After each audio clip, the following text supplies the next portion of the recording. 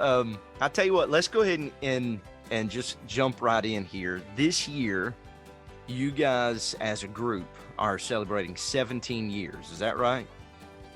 Yes, sir. Starting our 17th year. Okay. And so in those 17 years, and I know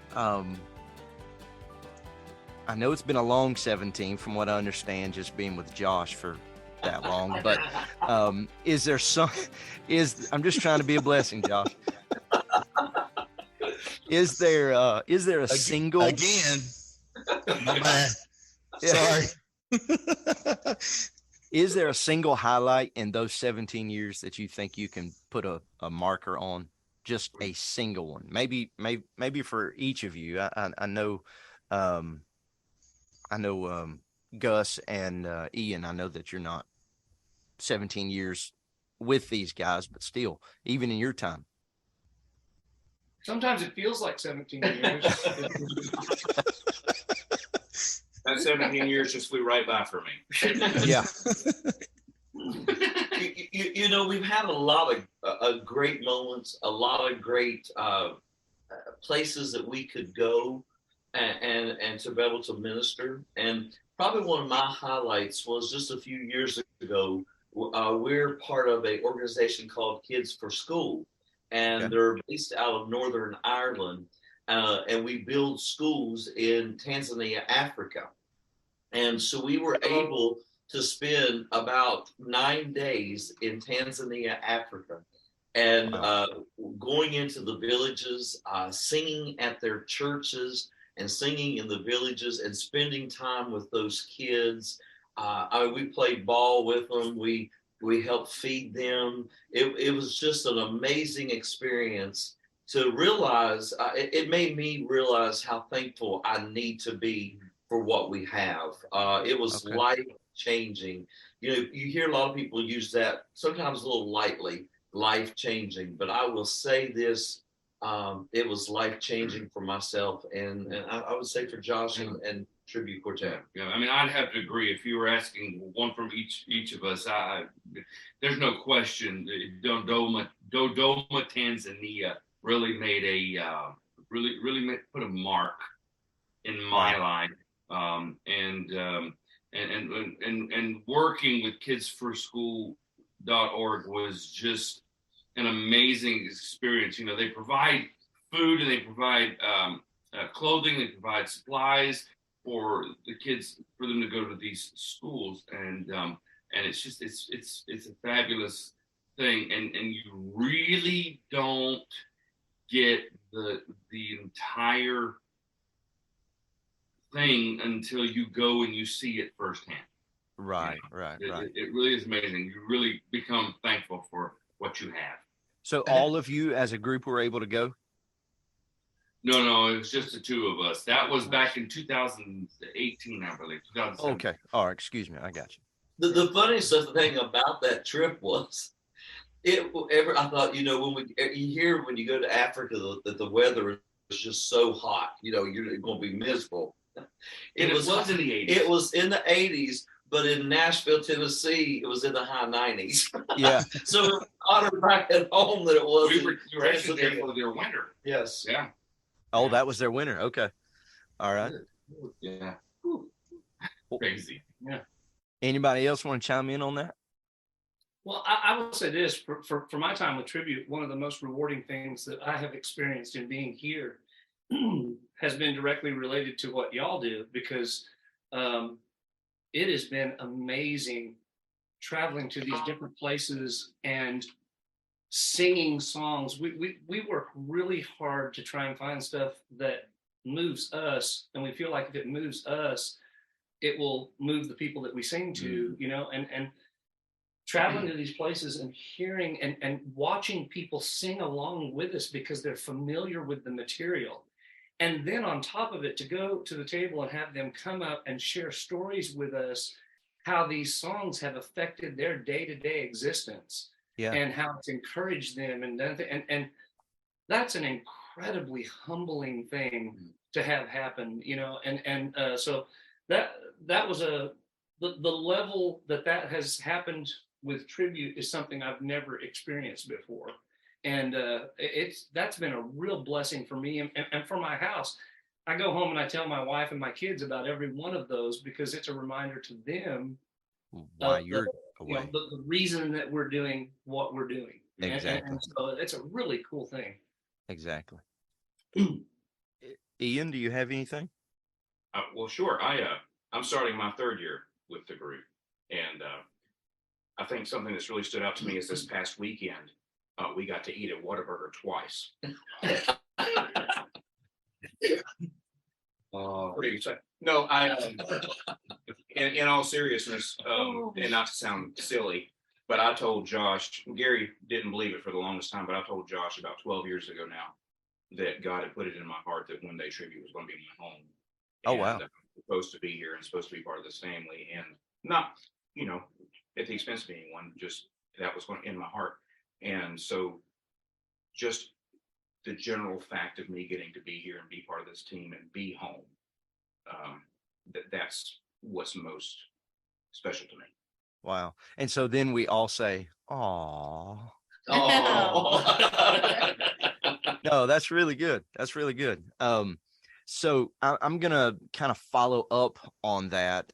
So you're 17 years now, and you of course have had some highlights. You've had some, if I could say it like this, some lowlights. But looking forward, I mean, you're coming up on 20 years, and Ian, you said you've been there for 3 years. You're starting your 3 years. Starting my third. Gus is starting his fifth, and I'm starting my third.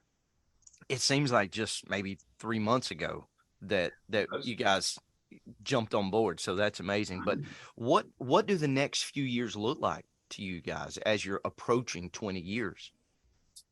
Well, we have a lot of ideas that we want to do, things that we want to do as a ministry. But the main thing that we have prayed is God just, take our boundaries to wherever you want them to be. Allow us to do what you want us to do. And if that means to travel more internationally, whatever the case is, we're willing to do it. We're talking about a really cool new Christmas project. We're overdue for that, and so we're in discussions about that. And then this new album that we're releasing tomorrow, we're just so thrilled about it. A lot of folks don't realize how many songs that we listen to, but we listen to over 500 songs a year to bring 10 to the folks, and that's my favorite part of the recording process. I could listen to songs every day and try to narrow them down, and that's what I do, and bring them to the table to the guys, and then we bring them to the record company, our Daywin family, and then we and our producer, Mr. Wayne Hahn, and decide what 10 we're going to bring, and it's a great thing to be a part of. Okay. Is there a favorite song on the new album that y'all just like, that just hits and says, man, this is such a great song and it's a great testimony or whatever to you? Is there a specific song? Yes, all of them. I understand. We're going to say the same thing.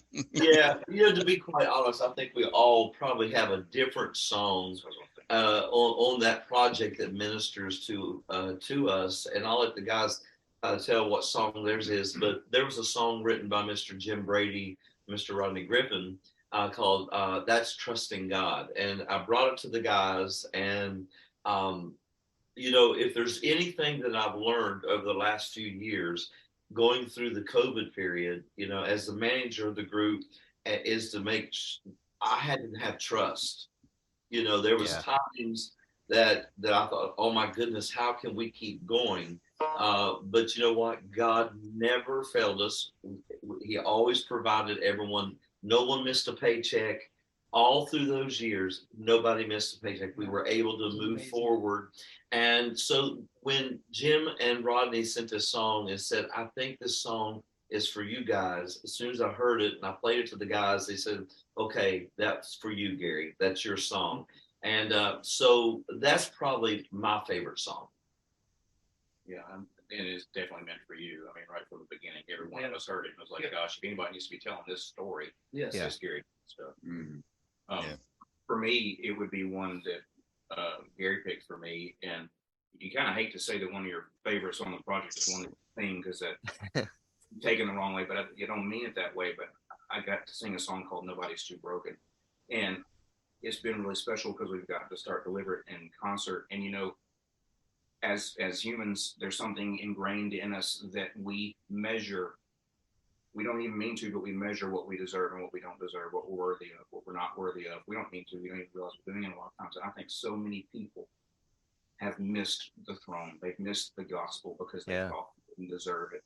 And what the song is just reinforcing is that nobody can deserve it, but also nobody is too broken. Nobody's too far away. Nobody's done too much. We all get to enjoy that and get to live in that salvation because of who God is and how great He is, despite ourselves. And I think that's a really special message. Grace. That's great. Mm-hmm. Yeah. Re-themed throughout the whole project. It's hard to pick a favorite. I have different favorites for different reasons. But I will say this, the one that just really stuck with me through the whole process was a song that was written by Susie Smith and Diane Wilkinson called Three Little Words. And just the way the writing is amazing, which with those two, you would expect it to be nothing short of brilliant, you know, and it's clever. So clever and its presentation.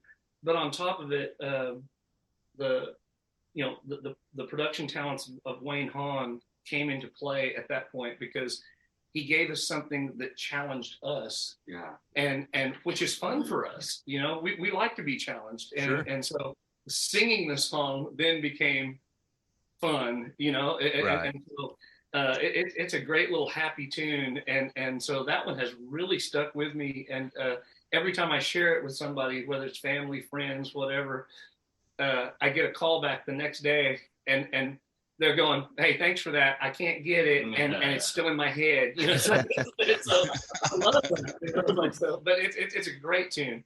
But, you know, I think what I've always loved about the team on the bus, and Gary kind of being the head, not kind of being the head of that team, he's always allowed all of the guys to have a say, to have input.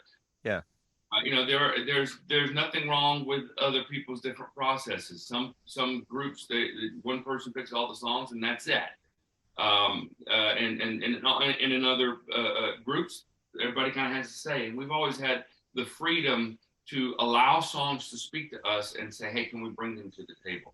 And for me, it was, of course, I agree with Ian. It's hard to say one that you performed, but for me, it was a song called "Glory." And I don't think I've had a song affect me quite like that. I've always had an affinity for songs that speak to the character of God, that speak to the person of God, that speaks to their love, His love for us. Yeah.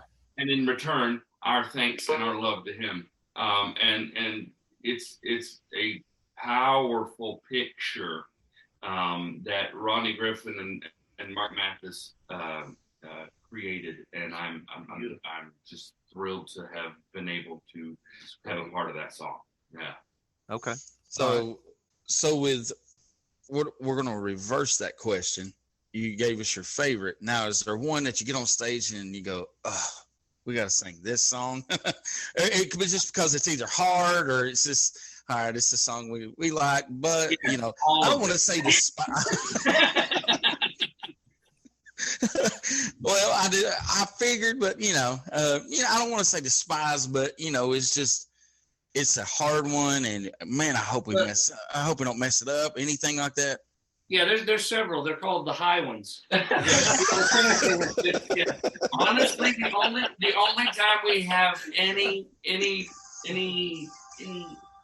angst about any song is generally if we're having physically a rough day. Yeah. That's for anybody, you know.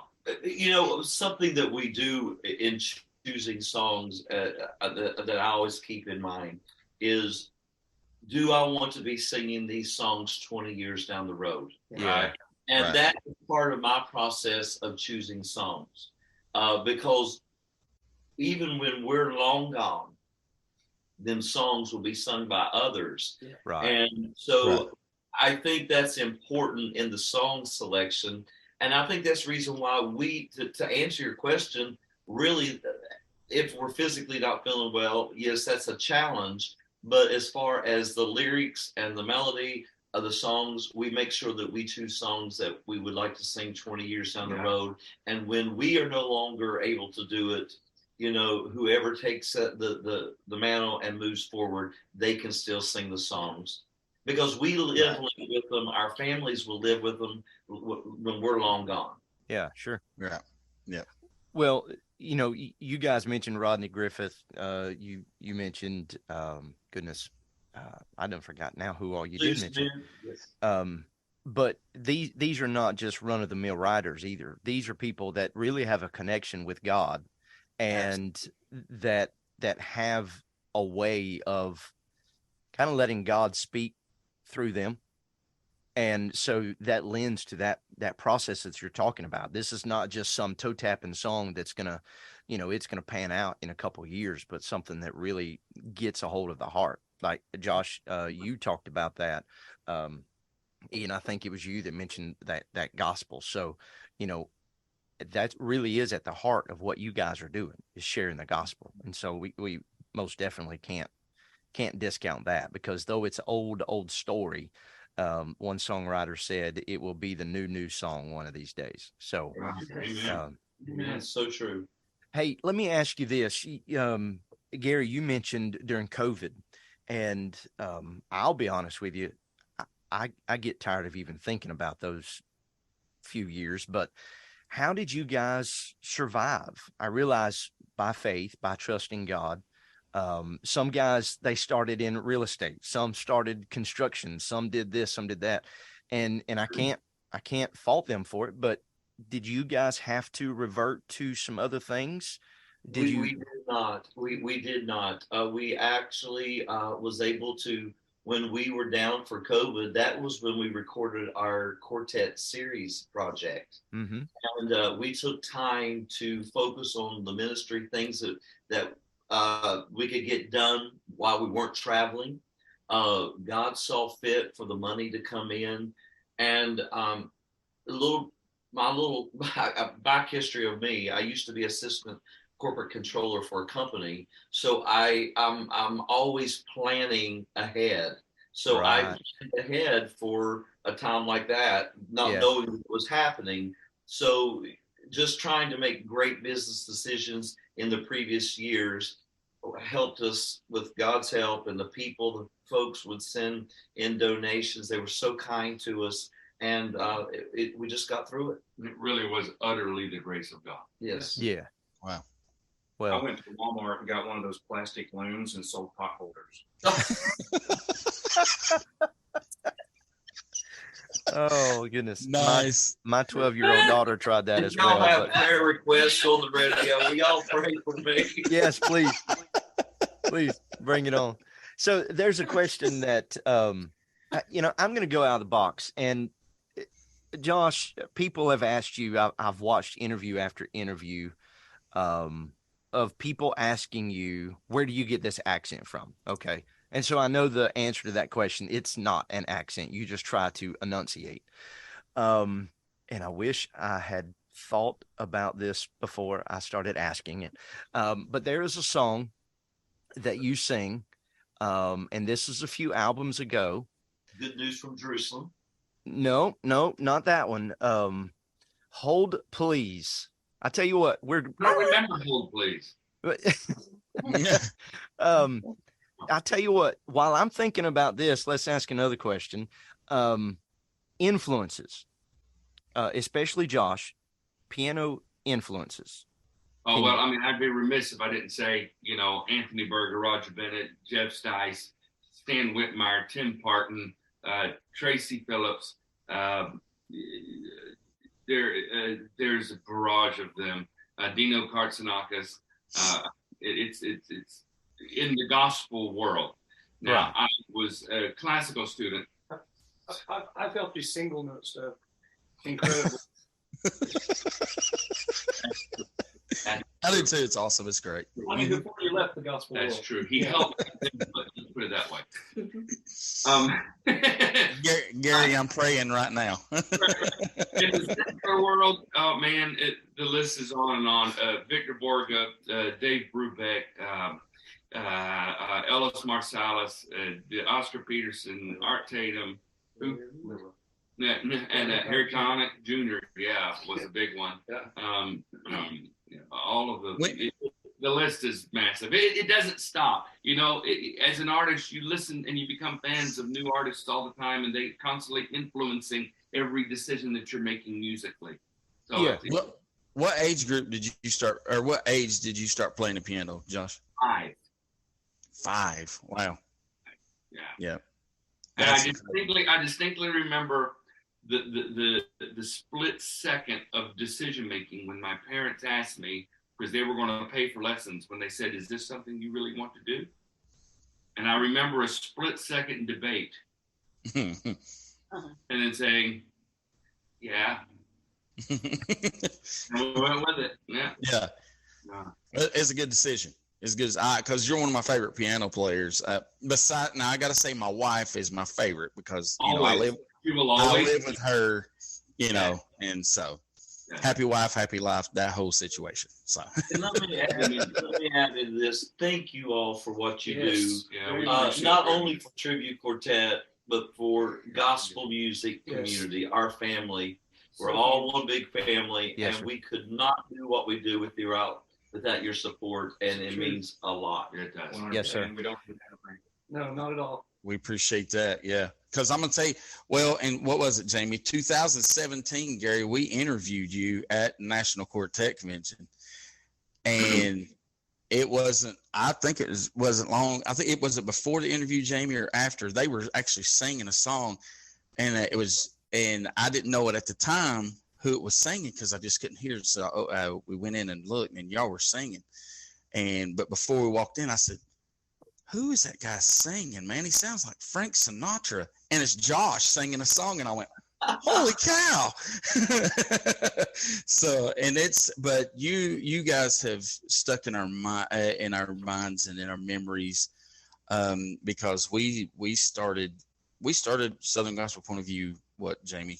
2017, just before the NQC. Just before the NQC, and you guys were one of our first interviews, and we've never forgot it. I mean, we've archived it. So thank you all. Thank you. Absolutely. Thank you, and if there's anything we can ever do, just let us know. Most Absolutely. Hey, I know we're out of time. Do you care, Josh, if I play you just a snippet and let you comment, and then we'll let you go? Yeah. Okay. So it's the word victory, and it's from Somebody Sing Me That Song.